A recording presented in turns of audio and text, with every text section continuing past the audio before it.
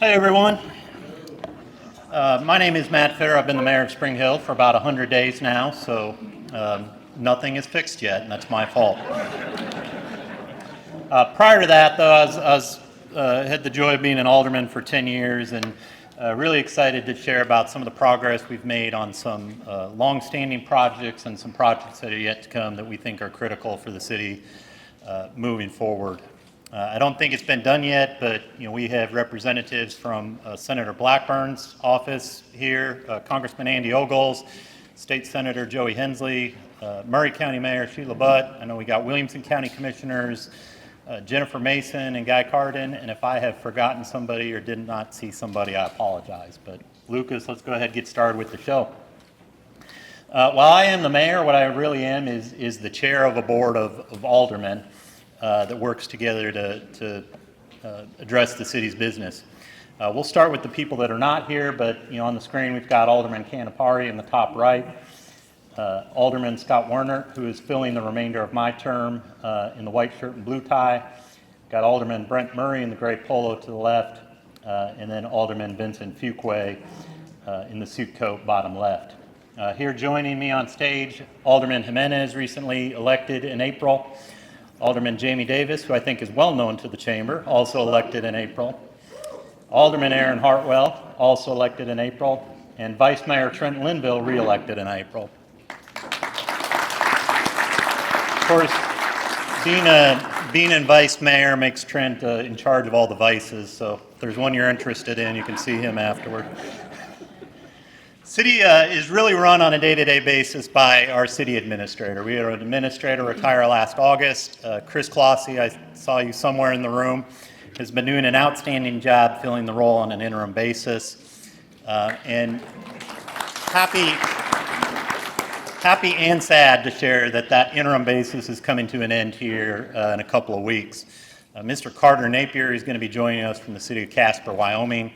I did not know a lot about Casper, Wyoming 3.5 months ago, but it is very similar to Spring Hill as far as the infrastructure challenges, the utility challenges, the need to invest in youth sports facilities through a public-private arrangements. And Carter has accomplished a lot of the tasks that we're looking forward to addressing here in Spring Hill over the next 5 years. So we're very excited for Carter to get to Spring Hill and get to work here with the rest of the group. We're going to start off with a section on public safety, and Alderman Jimenez is going to handle that section for us. The new police station. So I get the honor of talking about the heroes of our city, right? Our police officers, our firefighters. We have this amazing structure. The land was donated by Gross Builders. I know I'm going to miss some people that have done things as it pertains to this police station, so bear with me. 60,000-ish square foot building. It finally puts our police officers in the same building together, right? Those of you that know, they were in a hole over here for a while, plus they were in City Hall, right, the basement of City Hall. This puts them into it's a state-of-the-art facility. Who has had a chance to see this facility so far? Front doors. Okay, a few of you. It's an amazing facility. It gives the opportunity for the officers to train there, meet with local agencies, and do what they do best, right? Fitness equipment was donated by none other than John Mayer Builders. As always, being involved in the city, being involved in the protection of our city is what they aim for. One of the greatest things, I was talking to Missy earlier about this, is their training simulator. Who has ever shot on a training simulator? Anybody? Okay. It is an amazing, amazing, amazing opportunity, and it elevates the level of what our police officers are going to be capable of. It gives them real life scenarios that they're able to operate in. Next slide. Station 4. Station 4, so the biggest thing with this is actually the Mitchell Earwood Memorial Station. Those of you that knew Mitchell, knew what he was to the city, his passing in 2020, this is something that'll honor him. This is something that will allow the people of the future to understand what he gave to the city. There'll be an area that is a tribute to him in the lobby. It'll have his equipment there and a tribute inside of it. One of the coolest things about this is it's got a fire pole. Has anybody been to a station here that has a fire pole? I hope that we all plan to go take a slide down it when we go to cut that ribbon, right? It'll be a great time. In addition to that, those of you that saw the ward map, I'm in Ward 1, and guess what Ward 1 had? one of the slowest response times. Why? Location. This is basically in our front yard, so to speak. So not only does this put us in a better situation from a protection standpoint, the response times will be better. It'll also reduce our insurance, hopefully, right? Who's my insurance people in here? Hopefully, it'll reduce it. 3 apparatus station with drive-through bays, 13 dorm rooms, 7 bathrooms, the fire pole that we spoke about, only a $10.5 million project. For the safety of our city, it's safe to say $10.5 million is not a lot of money to spend. Again, Chris Woods was the builder of this, and it also, listen, you have to have a Station 4 to get a Station 5, so it paves the way for that new station. The jungle gym, please. This is the jungle gym. I didn't know what to call it, so I called Missy earlier, and I was like, what do you call this thing? It's a tower, right? And this tower provides training opportunities, much like that simulator that we spoke about earlier. It provides the training opportunities for our firefighters to be able to do the things necessary in order to effectively protect our city. We can all agree that if we don't practice what it is that we have to do on a day-to-day basis when our little lizard brain takes over, we may not be capable of performing the tasks that are necessary.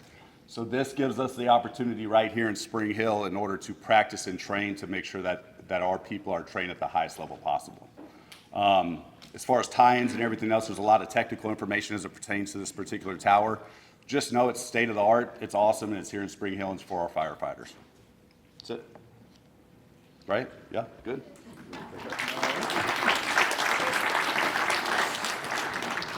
Thank you, Alderman Jimenez.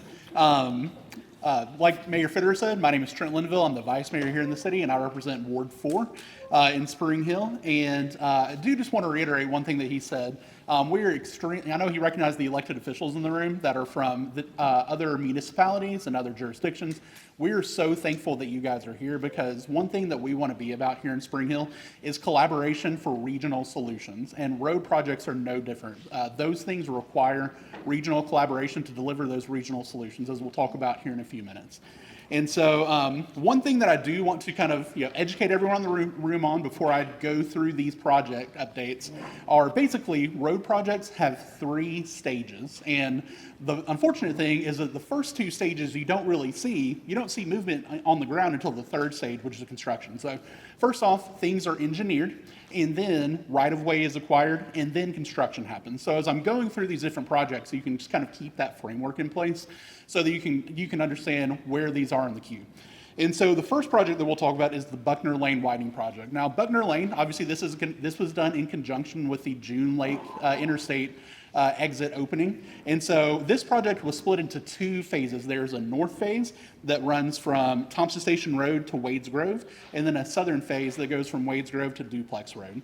And so the good news is that the north segment is scheduled to wrap up in September. So just about a month away from now, which is really, really exciting. So that, as you guys have seen the construction, starting to finalize, we're actually going to see some traffic improvement in that area very, very soon. So we're excited about that. And then for the southern phase, like I said, goes from Wades Grove down to Duplex Road. Construction on the entirety of this roadway, you might have seen some of that start. We passed a resolution, I think back in May, to start to award the construction contract, and that's gotten underway. And our the target date at this point for that segment of the construction will be December 2026. And so the roadway will be 5 lanes across with 2 in each direction and a middle turn lane. There will also be a multi-use path and sidewalk on the sides of the roadway. And as part of this phase, you might have seen some stoplights going in. There will be 4 stoplights added between Buckner Road and Duplex Road to help with some of that traffic control, especially around the school there. So that's the first big project that we're talking about. The next project is on Port Royal Road. Now, if you live on the south side of the city, I live right near this intersection. I believe that it's one of the worst intersections in the city. And so I think it has the most opportunity for improvement. And so what we're doing is, you can see on the slide here, we're rebuilding that intersection, because currently if one person needs to turn left, it queues traffic all the way down Port Royal Road. And so right now we're wrapping up the right-of-way acquisition process in regard to the new intersection, and this will help streamline traffic in the area and help alleviate backups in the area. So that should be coming in short order, and like I said, we're in the right-of-way acquisition for that right now. The next project is the Crossings Boulevard project. Now this is part of the Legacy Point development that's going in, and it is set to improve connectivity in the immediate area, connecting Crossings Boulevard to Kedron Road. And this has been more than 10 years in the making, if you guys didn't know. The city of Spring Hill won some awards for the design of this stretch of road that's being constructed. And the important thing to know here is that this will give us a third entrance and exit to the crossings. And this much needed road is being paid for entirely by the developer of the project. So like Jack Mayer talked about, we love being able to work with our development community to deliver wins for our citizens here in Spring Hill. And we're thankful for them as well. So the next project here is the Newport Oil Road and Thompson Station Road connection. So on the northern end of town in Newport Oil, Thompson Station Road, that connection is expected to be fully open to the public before the end of this calendar year. So you can see kind of the location of that there on the map there. And then we got the two big projects that I probably get asked about more than any other projects. The first one is the Main Street widening project. And so, as you guys know, this has been long in the making. You know, we've had discussions for decades about widening Main Street. And so you all probably have heard the history. This project has been prioritized at time by TDOT and then deprioritized, and now we've got it back on the list after some efforts and some advocacies from our team here in Spring Hill. And the good thing is that this project landed back on TDOT's 10-year project list back in December 2023. At that point, preliminary engineering was not scheduled to start until 2028. The good news that we got here back in April is that the timeline for that project has actually moved up 2 years. So preliminary engineering is starting next year, and TDOT actually released the request for qualifications for the engineering firm to be able to start design on that project. So that is meaningful progress that's actually being made on 31. So really, really excited about that to be coming down the pike. And so, yeah, we can give that a round of applause. Absolutely. Absolutely. And so after we finish right-of-way, after preliminary engineering is finished, then we'll move to right-of-way, and then construction will occur after that. The hope is that with our continued advocacy and then financial contribution, both by Thompson Station and by Spring Hill, that we'll continue to push that project forward and deliver those solutions as quickly as we can for everyone here in the city. And then the last project is the I-65 widening project. Now, you guys might have heard that Elon Musk was in town to build a tunnel between, downtown Nashville and the airport. We asked him if he could throw one in between Saturn Parkway and 840, but unfortunately that didn't go through. So here's our other option here as far as widening 65. So again, this is one of those things that as far as regional cooperation is going to be extremely important. And one of the things to know is that there is an organization in Nashville called the Greater Nashville Regional Council, the GNRC.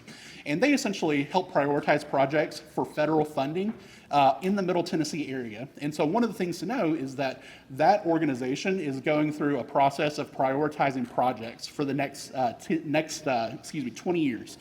And so one of the things that we have been working on here in Spring Hill is developing some regional focus on the importance of the I-65 widening between 840 and Bear Creek Road in order to provide some congestion relief. As you guys know, if you've ever driven on that road, it is most of the time there's going to be some sort of traffic in that stretch.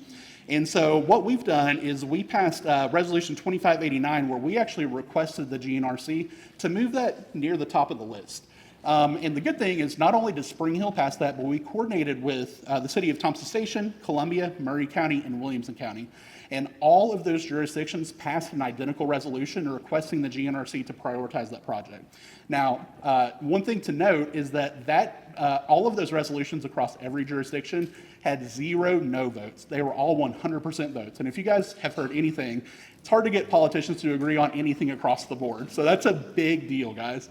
And so one of the things to know, again, with this project and all of these road projects and a lot of the other challenges that we'll talk about later today during the State of the City, is that when we work together as regional partners, we have a much greater chance of reaching our shared goals. So again, we know this is an important project. We're continuing to try to push those solutions forward as quickly as we possibly can. So that's our road updates. I will turn it back over to Mayor Fitter to talk about water and sewer.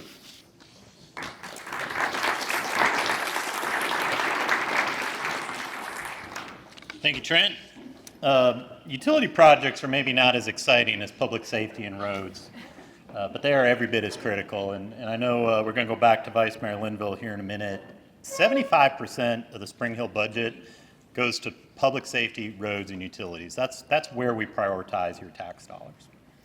I was with you here at your luncheon in June talking about a potential upcoming sewer connection moratorium and what that would mean for Spring Hill and the business community going forward. And I can now share a month later, we are absolutely going to enact a sewer connection moratorium. The ability that we have to treat sewage on a daily basis, we have enough capacity left, we believe, to accommodate and treat those projects and properties that have vested rights. We do not have enough capacity to add to that line or add to that queue. We have been working with TDEC, which is the Tennessee Department of Environmental Conservation, the state agency that oversees water and sewer regulation, very closely over the past month and a half to get to some finalized language. This board will meet next Tuesday night in a special call meeting where we will enact the sewer connection moratorium. It is going to be a performance-based moratorium and not a time-based moratorium, which means I cannot stand up here today and tell you exactly how long it's going to last. We can offer some educated guesses, but it's likely going to be wrong with what our guess is. We will move through this as quickly as possible. We will continue to work with the business community to ensure that there are on-site options and solutions available to ensure that our economic growth and progress does not stop. But this will be a very, very serious issue for the city of Spring Hill for the foreseeable future. And we're likely to find the rest of our terms in office. How we handle this will be the determination of success or failure. Not to be all Debbie Downer, but this is a serious issue that we have to address head on. Ultimately, to lift the moratorium, we're going to need to expand our sewer plant. You know, these kind of grayed out areas or the facilities as you see them today. The green and red shaded areas are kind of a phase 1, phase 2 expansion of that plant to take us up to, fact check me here, Dan, ultimately about 12 million gallons a day after phase 2? Those two together take us to 10. 10, take us to about 10 million gallons. We'll talk here in just a minute about what that might mean from a long-term capacity standpoint. But all of the capital projects that we make, probably 90% of the decisions we make are ultimately around the sewer plant expansion. Whether or not we prioritize a road project going to construction impacts our debt capacity, impacts whether or not we can pay for the sewer plant expansion. This is the linchpin of a lot of our decision making in Spring Hill right now. Now, our public works facility is currently located where those green and red buildings are. Obviously, you cannot build an expanded sewer plant on top of an existing public works building, which is why the city has purchased these acres you see shaded in orange last year through some ARP funding. And ultimately, we are going to relocate all of public works and our various city services, along with the fire training facilities that Alderman Jimenez talked about, to this property off Beechcroft Road. So when we push forward with a public works building ahead of what might appear to be, you know, maybe some other capital projects, know that again, it is tied back to that sewer plant expansion. If we don't move public works, we cannot expand the sewer. We have land to move public works that we bought through grant money, and we're going to push forward in that this calendar year. Ultimately, our solution for sewer plant expansion and water capacity is tied back to an advanced purification project. Advanced purification or water reclamation, we will be the first in the state of Tennessee to do so, and do so at scale. It is not new technologies. The state of Virginia have been running utilities with water reclamation and advanced purification since the 1970s. The states of Florida or Texas both have over 200 utilities apiece that are doing this. So this is not a, you know, dry climate technology where there's water-starved regions. This is something that's happening throughout the country in many states that have plenty of water availability, but it's allowing those states to be better stewards of the natural resources that are available to them. And we here in Spring Hill think it's time that Tennessee catches up to the rest of the nation as well.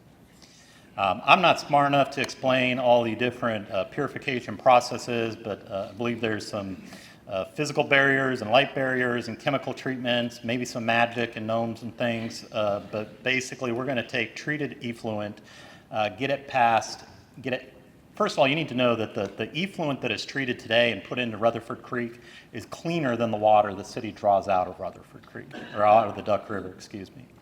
We will then take that effluent, treat it a second time, and ultimately send it back to the reservoir that you saw on the previous page. We've gone ahead and closed on 120-ish acre property to build that reservoir. We don't know exactly what it'll look like as far as surface acreage right now, but we anticipate it holding somewhere around 200 million gallons. It will be half full of this advanced purified water, and it'll be half full of raw water that we'll pull from the Duck River.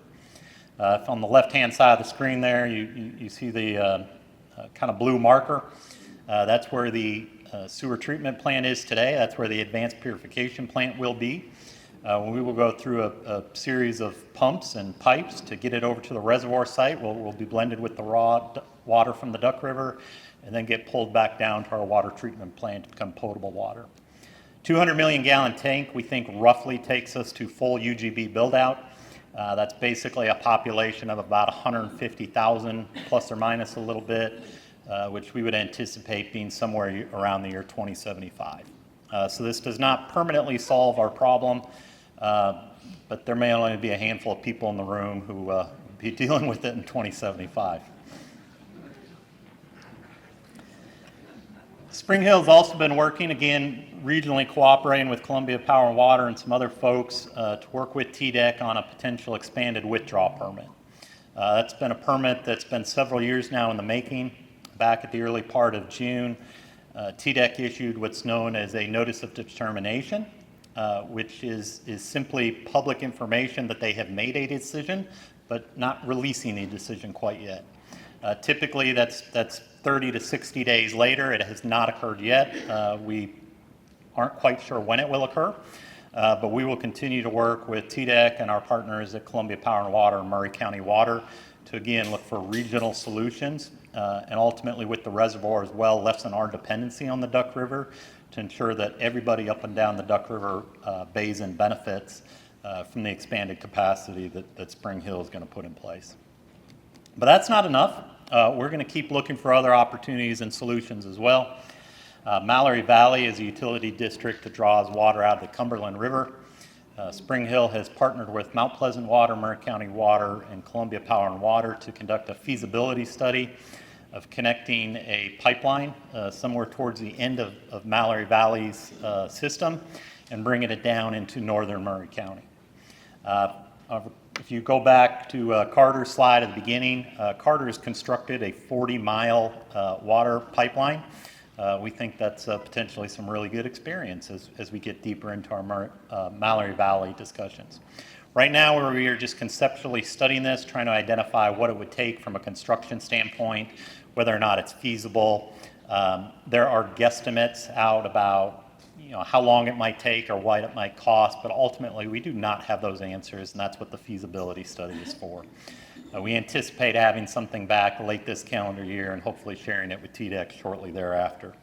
So 3 different fronts there that the city's working with TDEC on to ultimately expand water and wastewater capacity, the reservoir, the expanded permit through the Duck River, and the Mallory Valley pipeline. That's Commissioner Slayers and Dan Allen, our Assistant City Administrator and General Manager of Spring Hill Water that you see on the screen. They have worked very closely with each other over the past several months and years and will be for the foreseeable future as well to deliver regional solutions again here that address our growing needs. Dan and I were also fortunate enough to be invited to a panel in Washington, D.C. earlier this year. I think it's pretty cool that a city administrator from Spring Hill was invited to give testimony in the Senate Finance Committee room.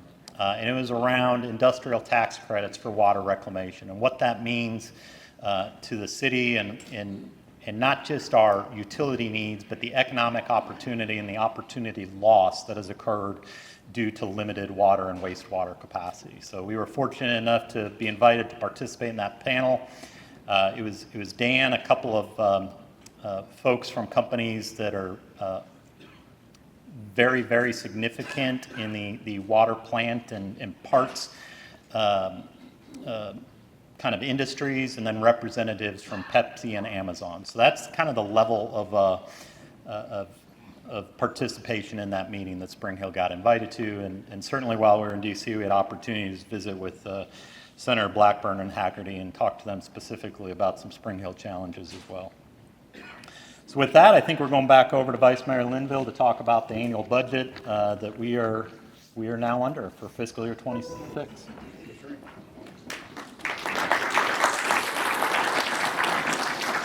Thank you, Mayor Fitter. So as business owners and business people, you all know the importance of budgets. And so I won't spend too much time on the specifics of budget, but I'll give you a broad overview. And I had someone tell me a couple years back, don't tell me about your priorities. Show me your priorities by the way that you spend your time and the way you spend your money. And you've heard today about some of the ways that we've been spending our time and advocacy on the behalf of Spring Hill. But like Mayor Fitter said earlier, the way that we spend our money, you can clearly see that our priorities here in Spring Hill are public safety, utilities, and roads, because about 75% of our budget is geared towards those areas. One other thing to note is that we have submitted our budget to the comptroller that we're currently under, and it was approved by the comptroller, and it was actually received an award from the comptroller as a distinguished submission from the state. So we're really excited about that, about the fifth. Thank you. Yeah, thank you. Yeah, it's worth a round of applause. So we're excited about the trust that our city can put into the budgeting process here in Spring Hill. And one other thing to know is that about 72% of our revenue that we bring in on an annual basis is split between both property tax and sales tax. And one thing that we will continue to see is some of the important economic projects are built out in our city, like June Lake, Legacy Point, the Spring Hill Commerce Center, is that we expect that sales tax number to continue to increase over the coming years. And so with that, again, wanted to give you guys a broad overview. If you want to see specifics on the city budget, everything is on the website. So if you just go to springhilltn.org, you can search for the budget and see down to the line item on anything that you want to see as far as budget goes. So that we're really proud and excited about our budget process this year, and we're going to continue to keep on our fiscal strength that we have here in Spring Hill. So with that, I will turn it over to Alderman Hartwell to talk about a couple of exciting projects coming up. Alderman Hartwell.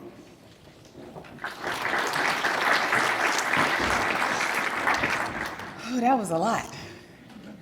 Imagine getting the same amount of information in one day, 2 days after being in office. That's how I felt. I was like, well, how am I supposed to answer to these emails? Matt said, just send them where they need to go. Okay, well, can I have a Rolodex? Can I have, I don't know who to send these people to. Aaron, just call me. I got this. Okay. Which told me I knew I was getting ready to get into a strong team, right? Our guys and our two new ladies, we didn't have any before, now we have two ladies. We are such a strong team, y'all, already. And the things that I'm not educated on and haven't had a chance to just dive in and learn, we've been able to call the guys and they are amazing. The City of Spring Hill staff are amazing. I just wanted y'all to know that really quickly before I talk about the fun things, because that was overwhelming. And I've heard it a lot. So, library. Raise your hand if you have a love for books, a love for community, and you have kids, right?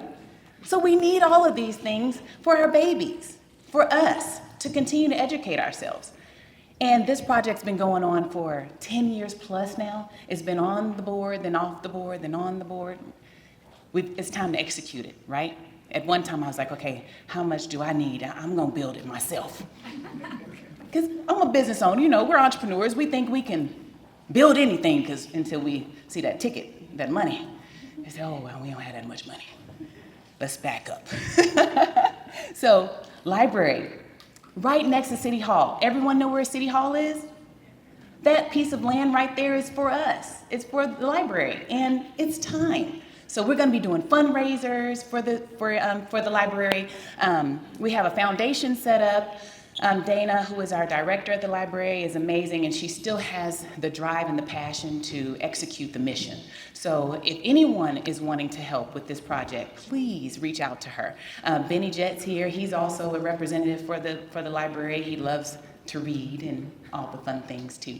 So library, if you see it on the site, on the projector, it's the pink space there, and then City Hall's right next to it. I think the library may even be bigger than City Hall. Maybe we do like 3 stories. Have they done a plan yet? Oh, they're working on it right now. Stay tuned.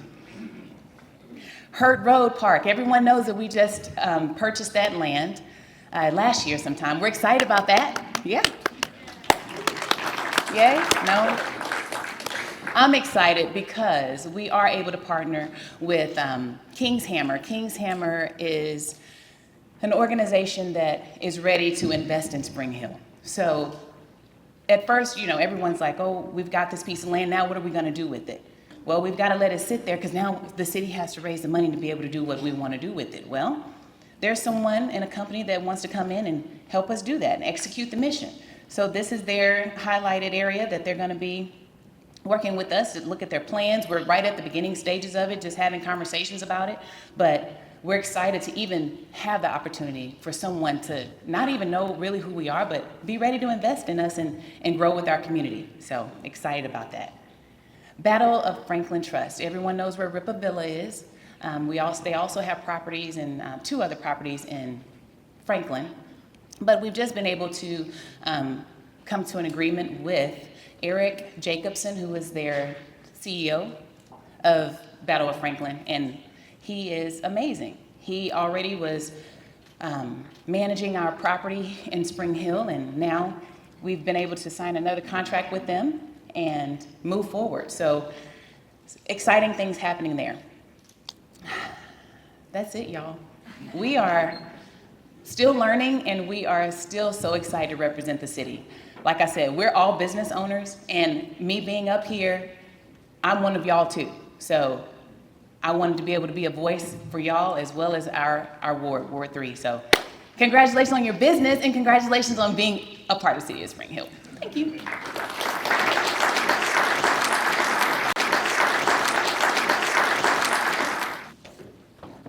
I feel like I'm coming back to home, just in a different capacity. Enjoy seeing everybody's faces, old faces that are new faces that are old faces. No offense on that. But wrinkleless faces nonetheless. Well, I had the pleasure of talking about community engagement, which, if you know me, you know I want community engagement for our city. I want to collaborate with our city. And the best way for me to do that was to stand up, to sit on the BOMA to help engage everybody. And what I see with our new board of mayor and aldermen and our mayor is that we really are focusing on pairing up with the city of Spring Hill, with our constituents, our stakeholders, and with our businesses to make this a better city and to be more engaging. So we're really doing a lot of things to do that. One of the things, if you haven't been to experience Spring Hill with the Chamber, which I'm sure just about everybody in this room has been there, volunteered there, had a booth there, and if you didn't, shame, shame, shame on you. I'll see you there next year. That brought in over 3,500 people. It's not just drawing people within Spring Hill, it's drawing people within the surrounding counties. So if you weren't a participant, you were really missing out. But the city is really taking advantage of this as well to get our mission out and to make sure that everybody knows that we're here to work with you all, and we want to represent you all in the best way possible. We had a whole hallway, right? Mayor was out there from the time it opened until the time it ended, and if anybody was out there working it, you know that was a long day with a lot of people. So that was a wonderful event that happens in June. So if you are not participating in it, let's get participating. If you can't afford a booth, that's okay. You can volunteer. We're always needing volunteers. They are always needing volunteers. The city would love volunteers too. Another way to get involved, and that the city is really, it's been going on for about 2 years. Lucas puts it on for the city of Spring Hill, which is our Citizens Academy. It is also, it bred one of our newest aldermen, right? So if you don't know about the city, about the water, about what's going on, and if you don't know the people in the city, our directors of all of our different divisions are going to give you a lesson in it. And it really helps you to understand why people are making the decisions we're making, what we have to do. And you get to really meet and then know the city. We had 65 graduates over 3 courses. 25 residents just recently graduated. And I said one of our one that's here. We have another BOMA member that went through it. But we have 1 course a year. And then they take applications in early spring. So if you haven't been able to be a part of it, or maybe you have clients that would be interested in it, or they have a lot of questions, please do send them to the City of Spring Hill's website so they can get involved and they can learn as well. Now moving on to 3 of the biggest events that we have within Spring Hill. The first one is Hill Fest. If you were able to bring your family to Hill Fest, let's raise our hands. Can I see any hands who came to Hill Fest? Oh, shame on us as business owners.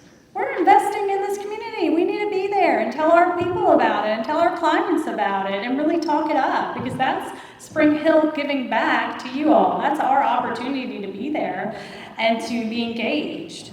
That is put on by our Parks and Recreation side. It's a smash, it's fun times. You can see there's so many things for our families to do there. So that's every year around the middle of summer. So if you have not had the opportunity to be there, be there. If you want to be there as a business, reach out to Casey Williams with Parks and Recs. I'm sure she can help you get involved. The next biggest thing, which I'm sure that there are people in this room that have been a part of this, is our Christmas parade, where there are thousands of people lined up along the street to see this. So if you've been a part of that Christmas parade or you've been to it, please raise your hand. Thank you. There's more people that have been to that. This happens in December. If you want to get involved in this, the best time to reach out to the City of Spring Hill is going to be October. You can put a float in there. You can put a float for your business. You can put a float for your nonprofit. Again, it's a way for the chamber to really pair up with the city and us to be stronger. As Sherry LeBoy said, if we work together, we collaborate together, we're going to be stronger, we're going to grow, and that's what we all want. And then the last largest event that the City of Spring Hill puts on is Camping in the Park. There's nearly over 600 participants that come to that, 143 campsites. They don't have any glamp camping, so if you're a glamp camper, that's probably not for you. Maybe you just roast the marshmallows and go home that night. But that's going to happen September 27th through the 28th. So if you have little ones and they enjoy it, go ahead to our website, go to the social Parks and Recs Facebook page, see how you can get involved, how you can get your little ones there. But at the end of the day, it's all about collaborating and being involved in the city to help our city grow and our city become successful. So thank you so much for your time today, and I'm going to turn it right back over to our mayor, Matt Fitter.